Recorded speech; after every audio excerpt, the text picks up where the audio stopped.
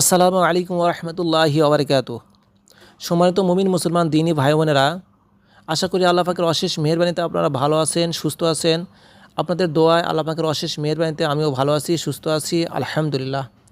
সম্মানিত ভিউয়ার্স, আপনাদের অবগতির জন্য জানানো যাচ্ছে যে আমাদের তদবির শিক্ষা কোর্স আজকে থেকে অর্থাৎ আজ 20শে এপ্রিল 2025 তারিখ থেকে শুরু হওয়ার কথা ছিল, কিন্তু কিছু কারণবশত আমাদের তদবির শিক্ষা কোর্সের ক্লাস এর সময়টাকে একটু পরিবর্তন করা হয়েছে।